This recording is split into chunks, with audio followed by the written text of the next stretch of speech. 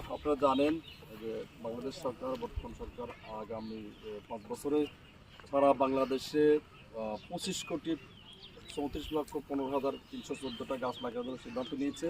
সেটা আগামী 2026 সাল থেকে অলরেডি শুরু হয়ে গেছে, 2030 সাল পর্যন্ত এই প্রায় 25 কোটি বৃক্ষ রোপণ করতে হবে। সারা বাংলাদেশের ন্যায় উপজেলা পরিষদ, পৌরসভা, পাবলিক হেলথ, এলজিইডি, পৌরসভা, বিভিন্ন সিটি কর্পোরেশনের এবং ইউনিয়ন পরিষদ মিলে এই কর্মসূচিগুলো বাস্তবায়িত হবে। তো তার মধ্যে 180 দিনের কর্মসূচির অংশ হিসাবে আমরা আজকে সবাই মিলে এই বিশেষ করে উপজেলা প্রশাসনের সহযোগিতায় আমাদের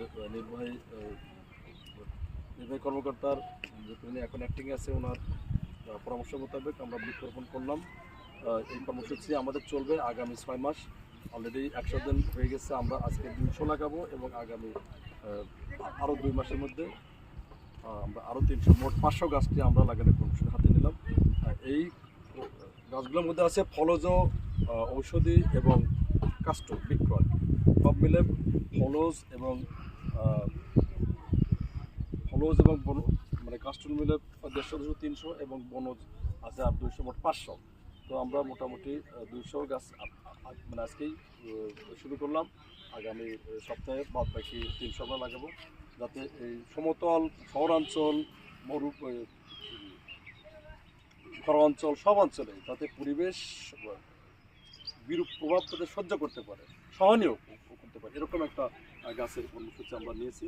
এবং বর্তমান সরকারের রাজনৈতিক ইস্তেহারও ছিল, এবং এটা আমরা বাস্তবায়ন করবো ইনশাল্লাহ, যাতে আগামী দিনে এর একটা পজিটিভ ইম্প্যাক্ট পরিবেশ এবং জলবায়ুর উপর পড়ে, মানে নেগেটিভ কোনো ইম্প্যাক্ট যাতে না পড়ে, মানে পজিটিভ পড়বে ইনশাল্লাহ, এই আশা এবং ব্যক্ত করে আমরা শুরু করবো ইনশাল্লাহ। সারা দেশে কর্মসূচি অব্যাহত থাকবে। এ পর্যায়ে আমাদের উপজেলা নির্বাহী কর্মকর্তা যিনি আজকে দায়িত্ব পালন করছেন, ওনাকে আমি আজকে কিছু বলার জন্য অনুরোধ করছি। বিসমিল্লাহির রহমানির রহিম।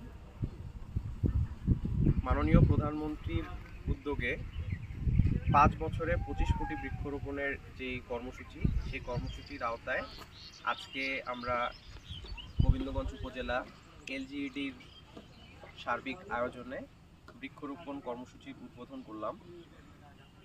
আসলে এখন যে ধরনের আবহাওয়ার বিরূপ পরিস্থিতি দেখা যাচ্ছে, যে ইতিহাসের সবচেয়ে গরম এবং তপ্ত বছর হতে যাচ্ছে 2026 সাল, এবং উত্তরোত্তর এই বৈশ্বিক তাপমাত্রা আরও বৃদ্ধি পাবে।